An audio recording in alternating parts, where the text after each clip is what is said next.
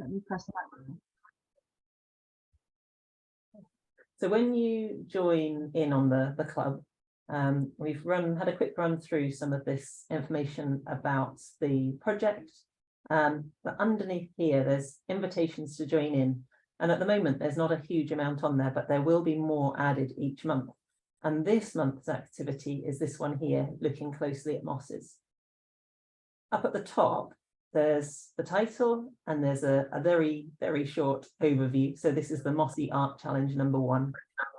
You don't need to join in these challenges in order. So if you have a couple of months where you don't join in and then you want to catch up, or there's one that doesn't spark your interest so much, but others do, that's absolutely fine. It's not there as a kind of lesson plan as such. Where to start? Each month, there will be something under where to start. And that's going to vary depending on what the activity is. So we've got a bit of text here to explain the activity, which we'll run through in a moment.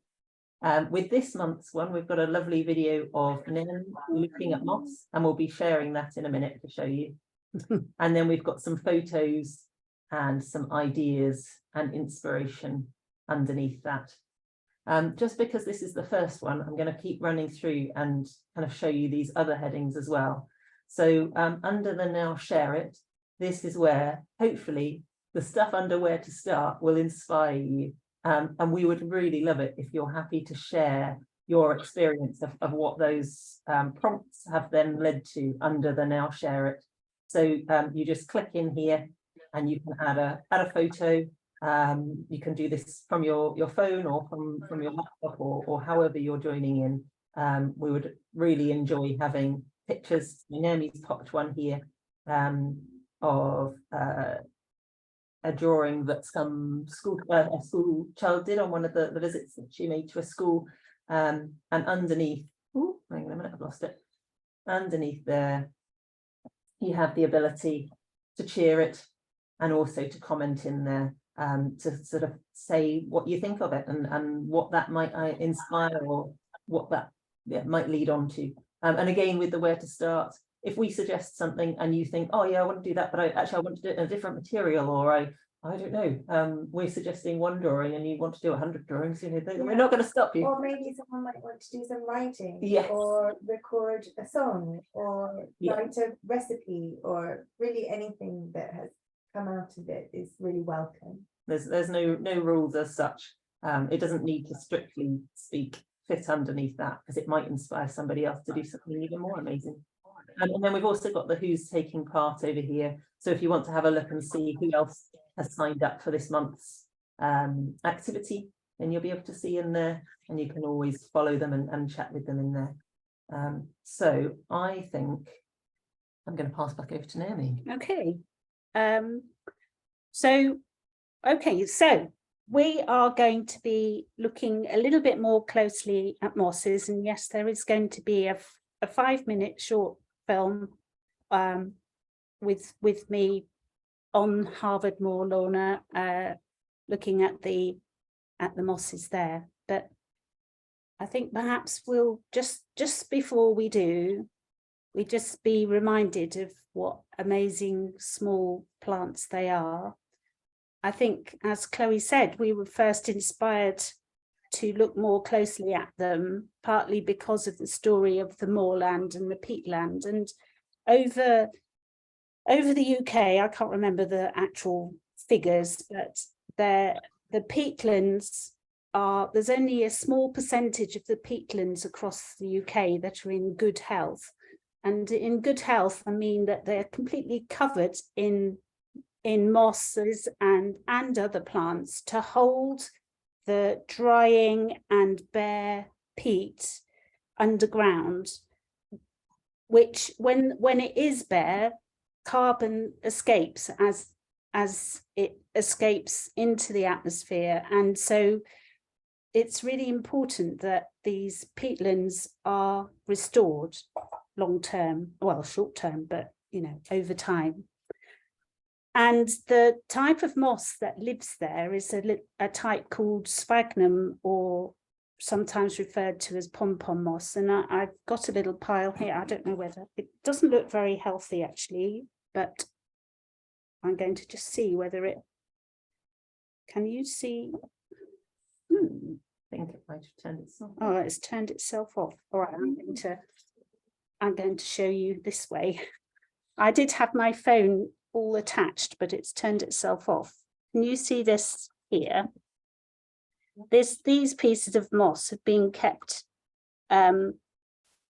wet for maybe 2 or 3 weeks, and they're still a little bit green on top, but they come in many different. There are 30 or more different species of moss, and these are still alive, and they'll be growing. They'll continue to grow, and they'll be the sort of moss that we'll be using to try and grow pieces with the school groups and other individuals to plant back in the moor. And as Fiona was saying, one of the people watching today, she was a guerrilla gardener, but you would actually make sure that the moss that you plant back on a bit of peatland is the same moss that would grow there and is from another part of that moor. So, and Ray was just asking about how the sphagnum, does the sphagnum make the carbon, or does it capture the carbon? And so could you tell a bit? yeah, it does both. How it does it? Yeah, it does. Sorry to make you feel seasick as I move my screen. It does both, Ray. So sphagnum actually photosynthesizes like all green plants, and it will absorb the carbon dioxide in the atmosphere, and it will turn that carbon dioxide into carbohydrates within the plant. And then as the plant grows at the bottom here, which is its rhizomes, it will gradually in the bog rot back down to form peat, and that carbon will be captured as peat. So it's both, and then it's covering it and storing it underground. So it's sort of doing both. It's trapping new carbon, but it's also holding existing carbon and preventing ancient carbon from escaping. So that was, like Chloe said, that was what started our interest in mosses, that holding the carbon underground and also sequestering it, or through photosynthesis absorbing it and keeping it in there and reducing the amount of carbon in the atmosphere.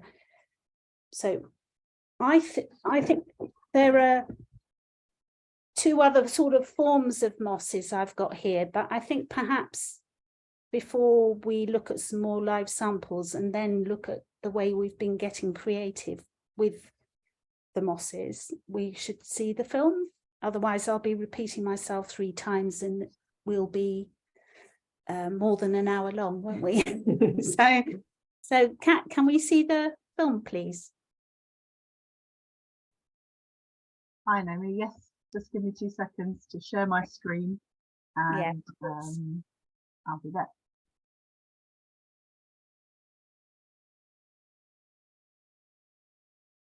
And this should all come with the health warning that once you start looking, you see it everywhere, and it's beautiful. And yeah, so you can't walk down the street without stopping to stroke a mossy wall or something. It drives my children nuts. Mum, yes, it's more moss. Come on, keep going. Okay, I'm really hoping you can see this now. Yes, we can. Good. So, and hopefully you'll be able to hear it too.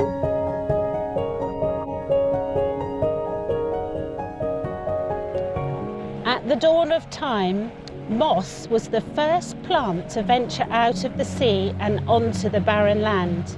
Over millions of years, mosses have trapped energy and buried carbon deep beneath the surface, transforming our planet into a place where trees, birds, amphibians, mammals, all of life could thrive.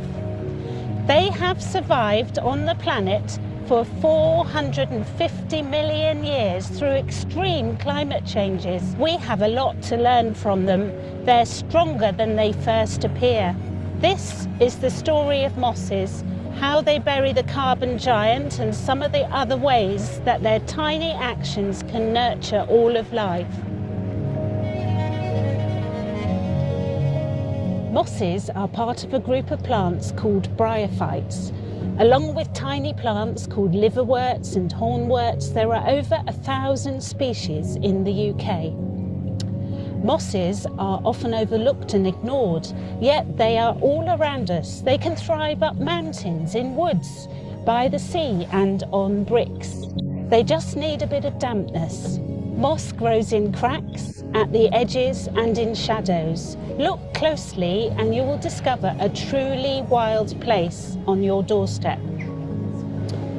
This Acrocarpus or upright moss produces spores from sporophytes and uses the rain to germinate anew.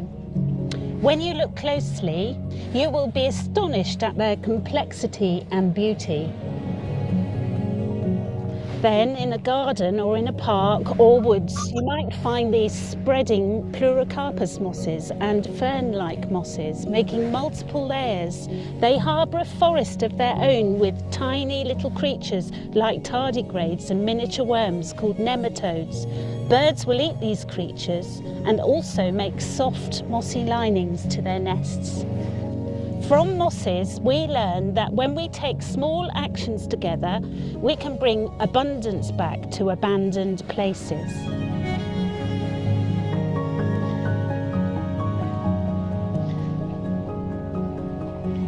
Sphagnum mosses are particularly special mosses to bogs and wetlands. They have a pom-pom leafy head and they have a long strand.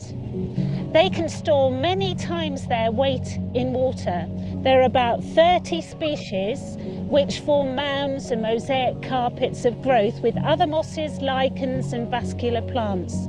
As the moss grows in the light, so the leafy plant and rhizome is pressed down below without oxygen, and slowly in this anaerobic, mushy, rotting environment, it turns it into carbon-rich peat. Sphagnum moss lays down about 1 millimetre of peat per year, so that in 10 centimetres it's the equivalent of 100 years. 1 metre is 1,000 years of climate history below your feet. Moss leaves are only 1 cell thick, so interesting projections and patterns of growth are designed to prevent drying out and insulate. They connect to the ground with rhizomes, which are fine cellular hair-like structures underneath. They're not roots. This means the whole plant is able to absorb water and other nutrients it needs. They can also more easily find resting places where other plants find it difficult, such as on rocky surfaces or on these concrete bricks. Mosses are highly significant in combating the impacts of the climate emergency. They protect from extreme weathers, slow the flow of the water and prevent flooding. They absorb air pollutants. They're the first plant to grow on land damaged by wildfires. They stabilise the soil and create an environment for microbes, bacteria and fungi, and nurture tree seeds to germinate. There's so much to learn from mosses, our climate superheroes. If only we could be more moss-like. Each tiny moss reveals skills for successful living: persistence, resilience, simplicity, adaptability and collaboration. From moss, we gain hope and we celebrate as we work together to bring a brighter, greener future.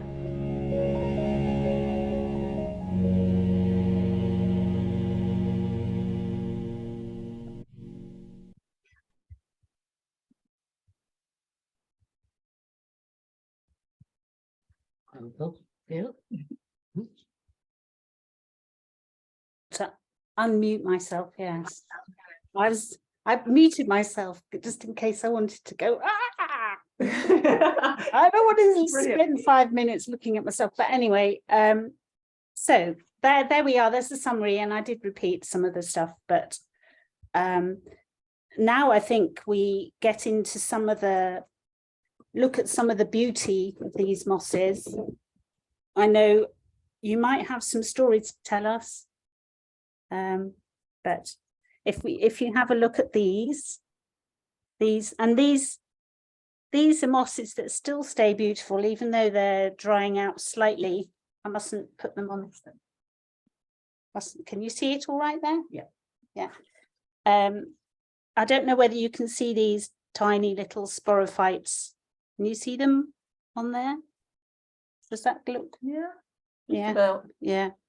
I don't know. But these mosses are just from my garden and around the drain pipe and on bits of concrete. But I think there's 2 or 3 different species. But the thing about them is just their texture. This one here is I think it's called a wall screw moss, but it's got lots and lots of tiny little stars, green stars, almost in the shapes of the leaves. And it's the shapes of the leaves and the shapes of the tiny little spore sacs on the end of the sporophyte here that gives the species away. Now, in terms of naming them, I've never been a very good botanist in terms of remembering all the names. I've always been more interested in the sort of aesthetic look of them, but there are some very simple lovely books to get. There's this one here, which is a field guide to bryophytes by the Species Recovery Trust. And this is a new book that they've produced, and it's 10 or 15 pounds, I think, to buy. But then there's also information you can get on the British Bryological Society or the Plant Life website, which does give you more information about species. Or there's these little Field Study Council leaflets that has the main sorts of more common types of moss that you're more likely to see. This one is from Towns. I don't know whether you can see that. Townsend, or perhaps I'll bring it up. Townsend Gardens here.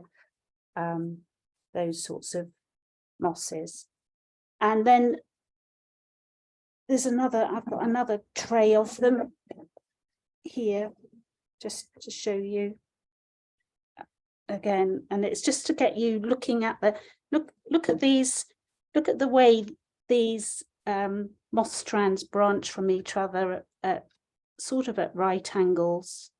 And this is a springy turf moss, and there's a large version of it and a slightly smaller version, but all the leaflets on the side of the stems here are coming out at all angles and looking quite starry and, oh no, not starry, don't know what descriptive word, we need a descriptive word, Ray.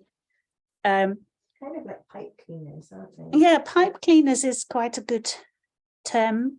Very nice. So these mosses, apart from encouraging us to stroke them and encouraging us to think about what they're doing to the planet, and the creatures that perhaps depend on them, creatures that use them for their nests. I mean, I've had blackbirds nick all my sphagnum pieces sitting growing at home, because they're just in that mode of making nests, and I haven't put any chicken wire over to stop them. So these mosses have also inspired us to start doing a bit of mark making, and Chloe has been particularly enjoying using ink and water and pen to start sort of giving some impressions of moss. Do you want to show us what you're doing? I do. So I like using ink, and I made some ink, but just because I like doing it doesn't mean that I'm any good at it. So just want you to just manage your expectations. about the quality of the splodges I've been making. But to start with, I was thinking, oh, I think I might make some brushes that kind of have a mossy look to them. And I might, like, maybe I'll get a better mark if I make some brushes that are kind of mossy shapes. And maybe I'll get mossy patterns when I would make them. And so I'm just going to show you what I'm doing at the moment. I need to turn this about. Right, okay. So in front of me, you can see my multimeter. That is a gorgeous moss that I just found that had fallen off the roof of this building. And I don't know about you, but my eyes are going, so I can't really see all of the details. So I borrowed this microscope, and what you can see here is some of the amazing details that you can see when you move up close to the mosses. I'm going to just I wonder if I can move in and out a bit so you can see. You can see that each of the leaflets have got these kind of hairy bits in it. And you can see how the water is being captured, because it's raining here. The water is being captured in these like little cuplets. And apparently that's one of the ways that they reproduce, but also I guess it's one of the ways that they make sure that they can absorb the water as well. Yeah. Because they're all just one cell thick, the membranes are very simple, and so mosses absorb water and nutrients through all their cells, through their rhizomes and through their leaves, and it's one of the things that differentiates them from the more complex plants that have evolved since mosses. Yeah. So when I first started trying to have a splodge, my mark making was kind of, I was just having a splodge like this this is oak ball ink, and then I had some watercolor that I picked up from the charity shop, and I like the splodges, but they're not very mossy. I thought I'll see whether I can make some mossy things out of whatever I've got at home. So this is masking tape. So I thought that rather than so I've just taken a piece of masking tape and I've made leaflety bits with some tails on, and then I've tried to match the colour with my watercolours from the charity shop and make some nice loose painty images. And I hope you can see where the inspirations come from. So those kind of rounded leaflets and the wetness of it, and I'm trying to kind of capture some of that. So yeah, one technique is working a little bit better than the others. How about you guys? How's it going with you, Naomi? What have you had? Well, I have, up on the moor, when we were doing that bit of filming with BBC, I had a piece of charcoal and I had a pencil, and I was just sort of playing with the mark making. So I don't know whether you can see here was just me looking closely with my naked eye at some of the moss leaves and using the charcoal and then using my finger, and then this, I think this bit here was using a pencil and just playing with the different things, the stars, little round shaped edges to the moss, and then trying to shade it. And then some of it looks more like, I tried to mix the two, but some of it was the moss in among the grass, and it looks rather like wheat. I'm not sure I meant it to, but those sorts of creative moments to just relax and see what your implement comes up with in terms of the marks that it can make and how mossy it might make it overall, is a really good way to sort of then perhaps at home, maybe you take a photograph or something, but perhaps at home you then work out what you've enjoyed most out of that and choose some of that to create an image that you like. And we would encourage, perhaps I should share this page even, but we would encourage our members to share all the journey and not worry about whatever the skill is supposed to be, just to share something that's been a creative step that wouldn't have happened if it hadn't been for the encouragement to have a look closely at what you're doing. Do you agree? Yeah, definitely. So Fiona's got to go and we're getting to an hour. Yes. And so Fiona, it's really nice to see you, and we'll definitely share with you. And Ray has said she's had to scrape the moss off her roof. So I'm guessing in the first instance she can look at that moss and use that moss as a starting point. She was wondering, is there any way she can transplant it somewhere else? She doesn't have anywhere to put it herself because she doesn't have a garden. And it seems a shame if it all gets composted. I'm reckoning she could make a terrarium. I think. What about her setting up either a large jam jar that you might find in a charity shop, Ray, or even see one of these boxes and make up a mini terrarium, which is actually probably going to be our next challenge, but give it a go anyway. Use rainwater to keep it damp, not tap water. Create a mini landscape maybe and keep that there. The moss that you've got obviously likes hard surface because it's come from the roof. So another way possibly you could, if you had a little bit of tile or slate and put this in a container and put your moss on that and kept it damp, it would find a way of growing there. That's what I would suggest.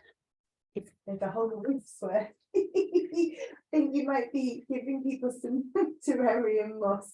Right? You could give it to your neighbour, give it to somebody up the road that has got a bit more space outside their house, and encourage them. Collect some too, because we're going to run a terrarium session at some point. But I'll chat to you about collecting some from you. Nice. So yeah, I'm really looking forward to seeing what everyone has to go with, and I hope that you all feel like you have a go and have a share of what you find. There's also this kind of guerrilla gardening of sharing that moss and finding somewhere to show what you've just quickly done. Yeah, I've just done it and I suddenly realised that these guys had something to share, and I've been sitting watching. Was just taking one piece of the sphagnum and a black pen and a piece of paper and doing a doodle. Actually, it's really lovely and peaceful to slow down and just take that time. It's got a bit wet from the moss. Actually, part of me is thinking I kind of want to use the actual moss as a paintbrush to move some of that ink around. I don't know how much the moss will enjoy that, but it's just one little piece. Which is the thing that we do in the looking closely and the taking a little piece to home or in a container to look at home. Just a tiny amount is okay, as long as the place where you are is not listed in any way.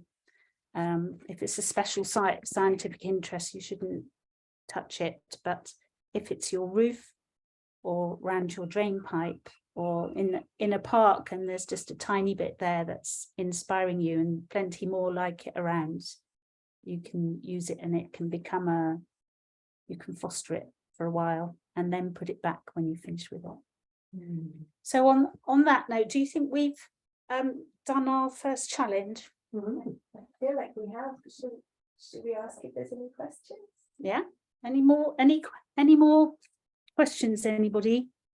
And we can see that the chats, I do enjoy people. Guerrilla moss gardening, well done, Sue. Yes, exactly. And I'm just going to share the page again from the club. I've got loads of things open from the Zoom with the messages and things. So just a reminder that there's this little bit of description here about the moss and looking closely. There are some links here to where you can find out more information, in particular about identifying and naming the mosses. We've got that lovely film with Naomi. I really enjoyed the bit where you're squelching in the bog and it's all jelly like underneath your feet.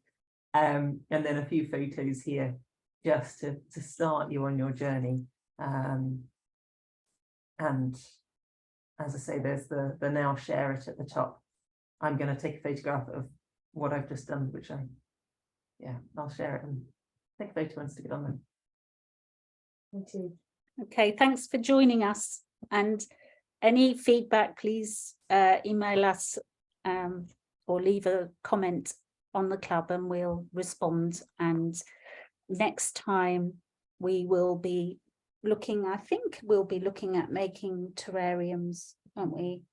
So there'll be another one at the end of April after Easter, and we'll see how that goes.